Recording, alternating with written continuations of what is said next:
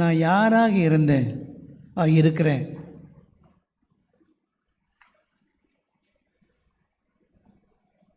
கொஞ்சம் நினச்சி பாருங்கள். நம்மள எத்தனை பேர் யூதாஸாக காட்டி கொடுக்குறவங்க இருக்காங்க? நம்மள எத்தனை பேர் பேதுரு போன்றி மறுதலிக்கிறாங்க?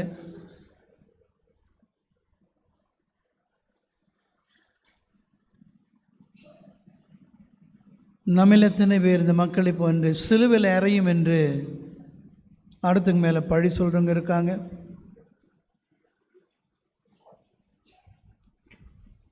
ஆண்டவர் நம்ம எல்லாரையும் மாற்றட்டும்.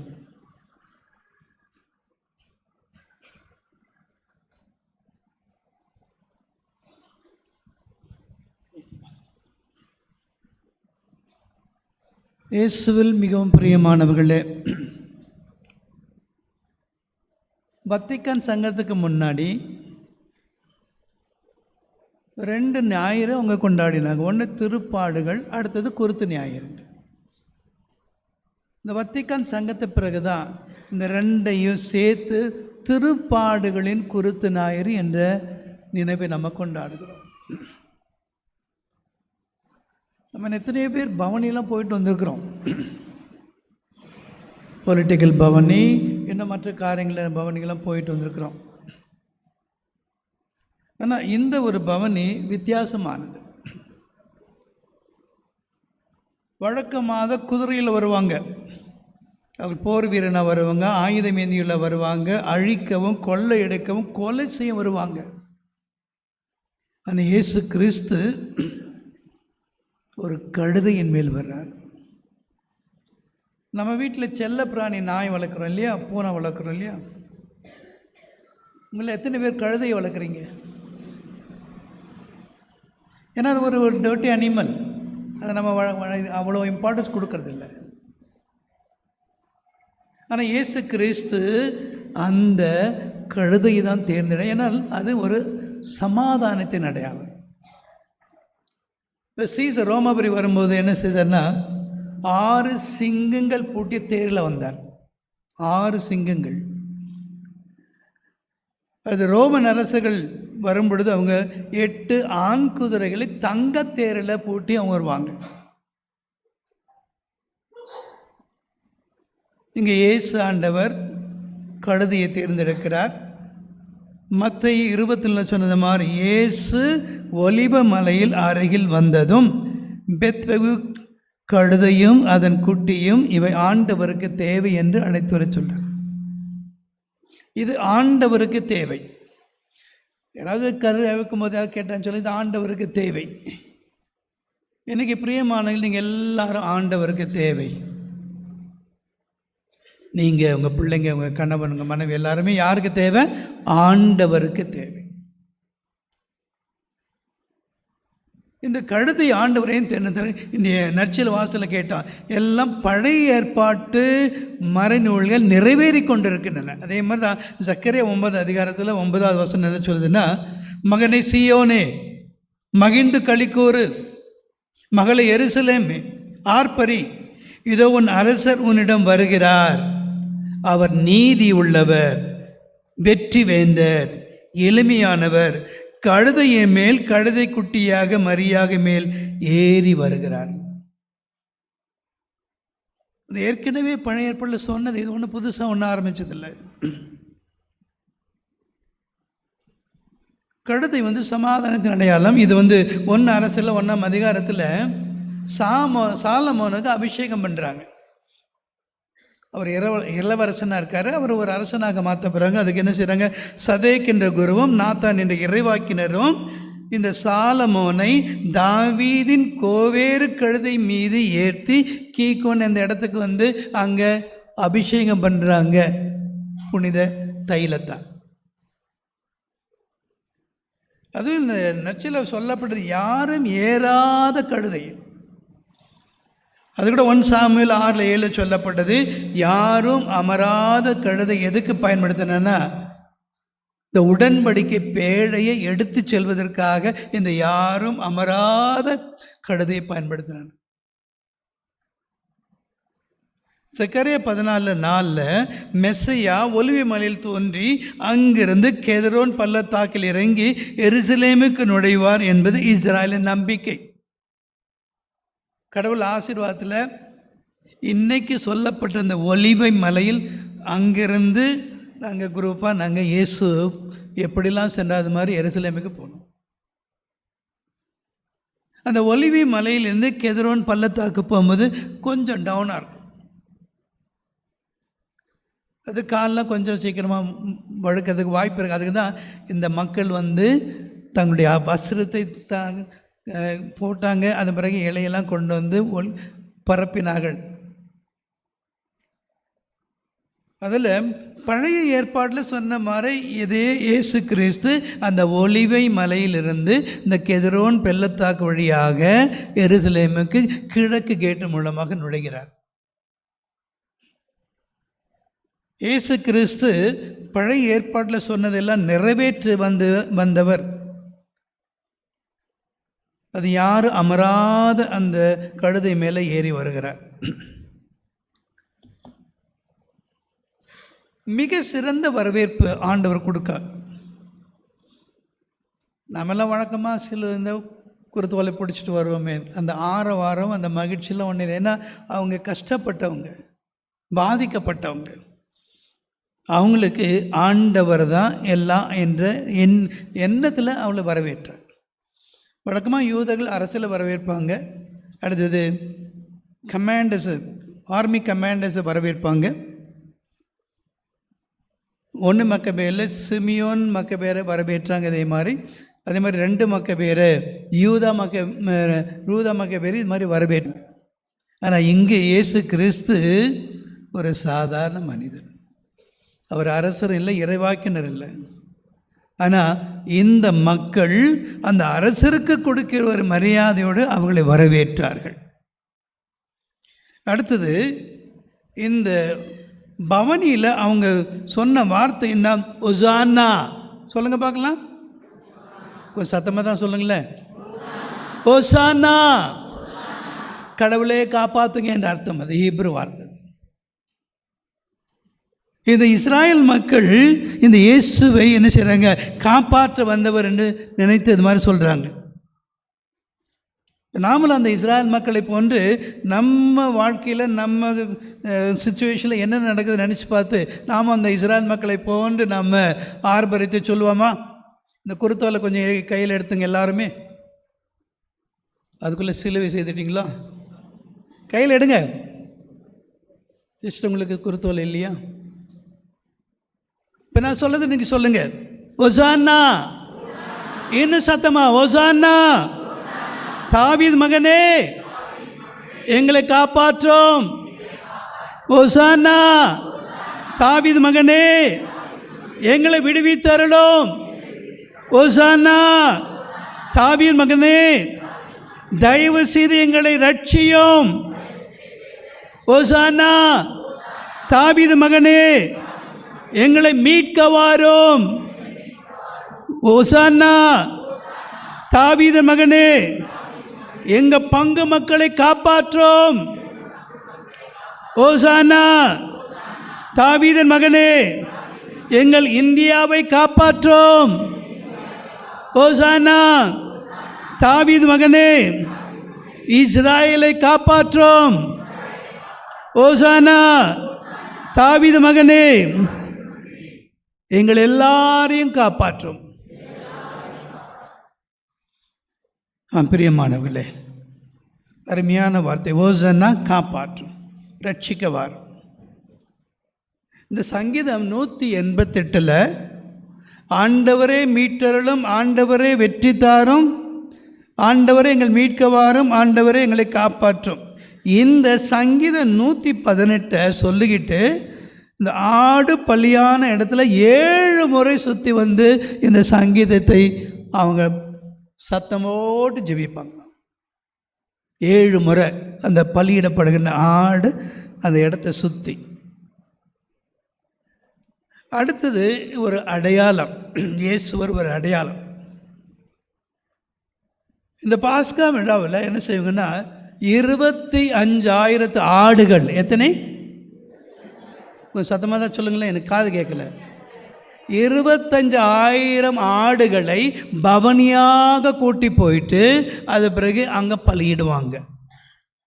அதில் ஒரு ஆடை மட்டும் தனியாக ஸ்பெஷலாக எடுத்துகிட்டு போவாங்க. ஏனென்றால் தலைமை குரு அந்த ஆட்டை பலியிடுவார். இங்கே 25,000 ஆடு போகல, ஒரே ஒரு ஆடு, அதுதான் இயேசு கிறிஸ்து. அவர் தான் பலிப்பொருள், அவர் தான் தலைமை குரு, அவர் தான் பலியிடுகின்ற ஆடு. இந்த இயேசு தான் தன்னையே முற்றிலுமாக பலியாக ஒப்பு கொடுத்து நம் பாவங்கள் அனைத்திலிருந்து மீட்கிறார்.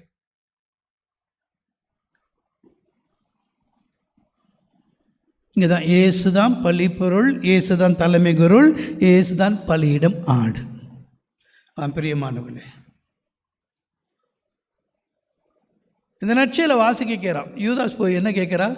நான் அவரை காட்டி கொடுத்தா என்ன கொடுப்பீங்கன்னு கேட்பேன். நான் அவரை காட்டி கொடுத்தா என்ன கொடுப்பீங்கன்னு கேட்டேன். அதே மாதிரி நிறைய பேர் நம்ம மத்தியில் இருக்காங்க. ஏதாவது ஒரு பணி செய்தால் நீ என்ன கொடுப்ப, அதுக்கு மாதிரி தான் டீல் பண்ணுறாங்க. அது மாதிரி இவனு கேட்குறான். அதுக்கு எவ்வளோ கொடுக்குறாங்க? 30 வெள்ளிக்காசு.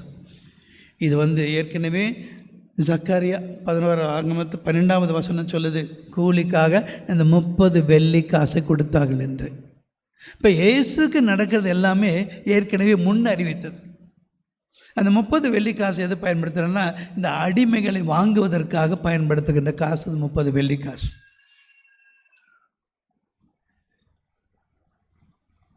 அந்த காசு வாங்கிட்டான். அவன் சான்ஸ் வெயிட் பண்ணுறான், எப்போ அவரை காட்டி கொடுக்கலாம்ன்ட்டு. ஏசு கூட கேட்கும்போது யாராவது ஒருத்தர் என்னோடு உண்பவனே என்னை காட்டி கொடுப்பான்னு சொல்லிட்டு உங்களில் ஒருத்தர் என்னை காட்டி கொடுக்க பாரு. ஒருத்தர் கேட்குறேன், நானா அது யூதாசும் கேட்குறான். அது ஏசு சொன்ன, நீயே சொல்லிட்டான்னு சொல்கிறான். அப்படி சொல்லியும் அவன் மனமாறலை பாருங்க. அவனுக்கு எது முக்கியம்? காசு தான் முக்கியமாயிடுச்சு. உங்களை எத்தனை பேர் காட்டி கொடுக்கப்பட்டிருக்கீங்க? அப்போ தான் இயேசுனுடைய அந்த பாடுகள் உங்களுக்கு ரொம்ப புரியும். Otherwise you not experience. ஏன் கூட உண்ணவனே, என்னோடு இருந்தவனே என்னை காட்டி கொடுத்துருக்கான்னா எனக்கு எவ்வளோ பெரிய வலி இருக்கும் பாருங்கள். நம்ம வாழ்க்கையில் நிறைய பேர் இது நடக்குது. நிறைய பேர் நம்மளை காட்டி கொடுப்பாங்க, நிறைய பேர் நம்மளை மறுதளிப்பாங்க. அந்த காட்டி கொடுக்குற அந்த வலி உங்களுக்கு தெரியும். அப்போ தான் இயேசு எப்படி ஃபீல் பண்ணிப்பார். ஆனால் இந்த யூதாஸை பற்றி இயேசு சொல்லும்போது என்ன சொல்கிறார்? ஐயோ, அவரை காட்டி கொடுத்தவன் கேடு, அந்த மனிதன் பிறவாதிருந்தால் அவனுக்கு நலமாக இருக்கும். இந்த வார்த்தை இயேசு இவனுக்கு மட்டும்தான் சொல்லியிருக்கார். அவன் பிறவாதிருந்தால் நலமாக இருந்திருக்கும். இந்த காட்டி கொடுக்குற வேலையை மட்டும் தயவு செய்து செய்யாதீங்க. அது எவ்வளோ கொடூரமானது, எவ்வளோ கஷ்டமுள்ளது, அது அனுபவத்துங்களுக்கு தான் தெரியும். வேண்டாம். ஐயோ கேடு, நீ பிறவாமல் இருந்தால் நலமாக இருக்கும்னு ஆண்டவரே சொல்கிறார். நீ பிறந்திருக்கவே கூடாது, இந்த வேலை செய்யறதுக்கு நீ பிறந்திருக்கவே கூடாது.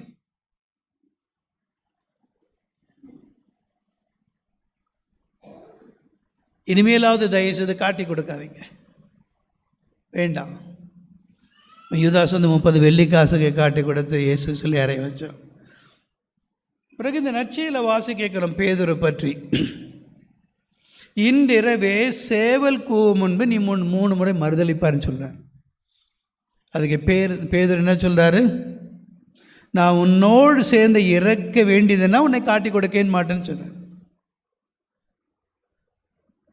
நற்செய்தியில் சொன்ன ஆண்டவர் பிரியமானவர்களே, இயேசு சொன்ன வார்த்தைகள் எல்லாம் அப்படியே நடக்கும். இந்த பைபிளில் சொல்லது எல்லாமே அப்படியே நடக்கும். ஆண்டவர் இயேசு பொய் சொன்னதில்லை இது வரைக்கும். அவர் சொன்னது அப்படியே நடக்கும். அந்த பணிப்பெண்கள், நீயும் அந்த ஆளோடு இருந்ததுக்கு என்ன அவரை தெரியாதுன்னு சொல்லிட்டார். 2வது முறை ஆணையிட்டு சொல்கிறார். 3வது முறை ஆணையிட்டு சபிச்சு சொல்லார், அந்த ஆளே எனக்கு தெரியாதுன்ட்டு. அதன் பிறகு சேவல் கூவுது. தென் he realized. இயேசு சொன்னது சேவல் கூவு முன்னாடி 3 முறை மறுதளிப்பார். அதாங்க நடக்கும். ஆனால் அவர் வருத்தப்பட்டு அழுது மன்னிப்பு கேட்டார். ஆண்டவர் அவர் மன்னிச்சிட்டார். இந்த இயேசு கிறிஸ்து ராயப்பரை மன்னிச்சிட்டார். எங்கேயாவது பின்னாடி ரெஃபர் பண்ணியிருக்காரா நீ பண்ணுன்ட்டு? கிடையாது. நீ பாறை, இந்த பாறை மீது உன் திருச்சபை கட்டுவேன்னு சொன்ன ஆண்டவர் இந்த 3 முறை மறுதளிச்சு என்ன செய்கிறார்? அந்த ராயப்பருக்கு அந்த பதவி கொடுக்குறார். நாம் தான் செய்வோமா? அந்த ராயப்பருக்கு தான் நீ என் திருச்சபை வழி நடத்து, அது 3 முறை சொல்கிறார். அதில் மன்னிக்கிறது பிரியமானவர்களே, இயேசுவை போன்று மன்னிக்க கற்றுக்கொள்வோம். ராயப்பரை பற்றி அது பிறகு ஒன்றுமே பேசலை.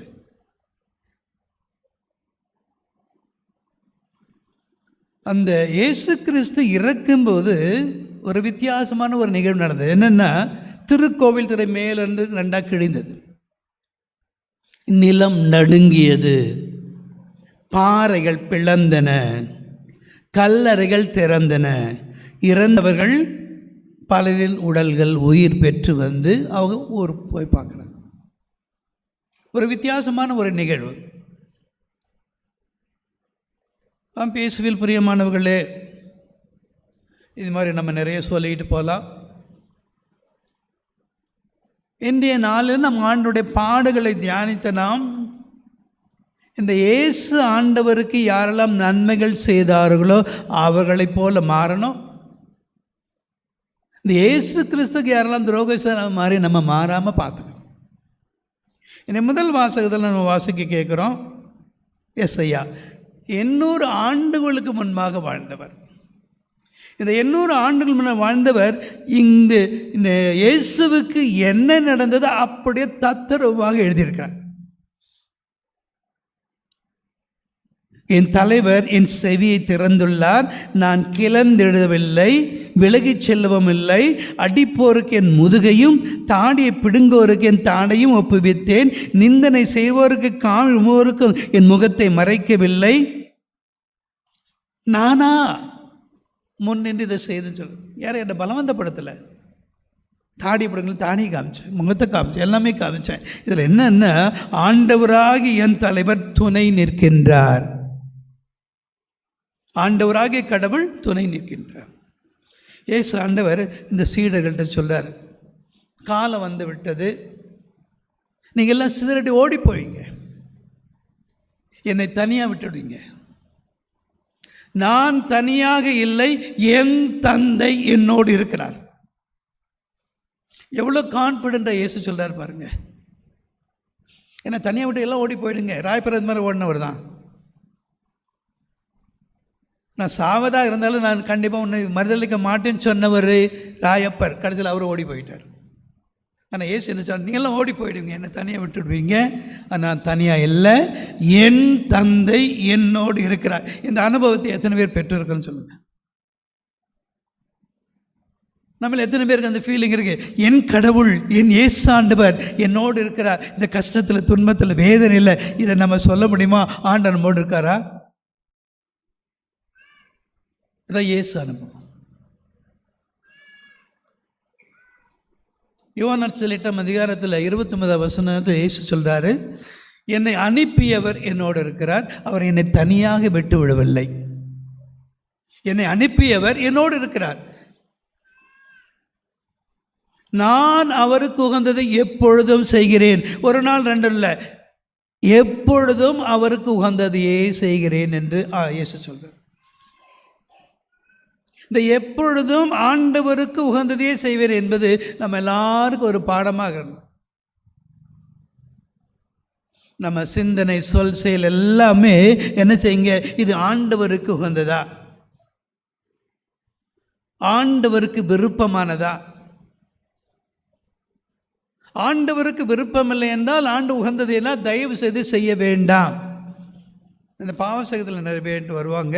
இது இந்த கொட்டேஷன் தான், வீட்டில் போய் தயவு படித்து பாருங்கள். யோவான் நற்செய்தி 8ஆம் அதிகாரம் 29ஆவது வசனம். நான் எப்பொழுதும் ஆண்டவருக்கு உகந்ததையே செய்கிறேன். அப்படி செய்த பாவமே செய்யறதுக்கு வாய்ப்பு இல்லை. ஆண்டவருக்கு உகந்ததையே நம்ம செய்யணும். அந்த இயேசு கிறிஸ்து பரமதந்தைக்கு என்னெல்லாம் விருப்பமோ அதை அப்படியே செய்தார். அதில் ஆண்டவர் துணை நிற்கின்றார். அவர் என் தலைவர், துணை நிற்கிறார். நான் அவமான அடியேன். அதில் இந்த இறை அனுபவம், ஆண்டவர் என்னோடு இருக்கிறார், அந்த இறைவை பெறுவதற்கு நம்ம ஜெபம் பண்ணோம். இந்த 2ஆம் வாசகத்தில் பிலிப்பியர்கள் திருமுகத்தில் ஆண்டவர் எந்த நிலையில் இருந்தார் பாருங்க. அதெல்லாம் விட்டுட்டு ஒரு மனித உருவெடுத்து சிலுவை சாவை ஏற்கும் அளவுக்கு தன்னையே கீழ்ப்படிந்து கொண்டார். Very great. நம்மள சில பேர் உயர்ந்த நிலையில் இருக்கலாம், அவங்களாம் அந்த இயேசுவை போன்று அந்த தாழ்நிலை எடுக்கிறது கொஞ்சம் கஷ்டம். ஏன்னா ஒன்றும் முடியாதுன்னு மட்டும் சொல்லாதீங்க. இயேசுவை போன்று நம்ம வாழ முடியும். பிதாவே இவர்கள் செய்வது என்னதுன்னு தெரியாமல் செய்கிறார், மன்னிமன் இயேசு சொன்னார். நம்மளால முடியும், ஆனால் நம்ம ட்ரை பண்ணுறதில்லை. யோவான் நற்செய்தியில் 14ஆம் அதிகாரத்தில் 12வது வசனத்தில் இயேசு சொல்கிறாரு, என் மீது நம்பிக்கை வைக்கின்றவர் நான் செய்யும் செயல்களையும் செய்வான், அதை விட இன்னும் சிறப்பாக செய்வார். இந்த இயேசின் மீது நம்பிக்கை வைத்தால் இயேசை போல நாமும் வாழ முடியும். இந்த பவுல் அடிக்கிறார் பிலிப்பியர் 4ஆம் அதிகாரத்தில் 13வது வசனம், எனக்கு உறுதியூட்டின் இறைவனின் துணை கொண்டு எதையும் செய்ய ஆற்றுண்டு. இயேசு நம்மோடு இருந்தால் நிச்சயமாக இயேசுவை போன்று வாழ முடியும். தம்மையே அவர் தாழ்த்தி கொண்டார், அடிமை வடிவை ஏற்றுக்கொண்டார், சிலுவை சாவை இயக்கும் அளவுக்கு கீழ்ப்படிந்து தாழ்த்தி கொண்டார். ஆனால் இப்படிப்பட்டவரை பரம தந்தை உயர்த்தினார், எல்லாத்துக்கும் மேலாக உயர்த்தினார்.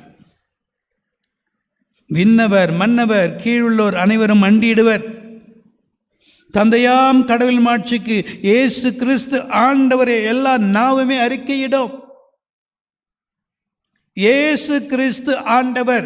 உங்கள் வலது கரங்களை உயர்த்தி சொல்லுங்க பார்க்கலாம். நான் சொன்ன பிற்பாடு இயேசு கிறிஸ்து ஆண்டவர்.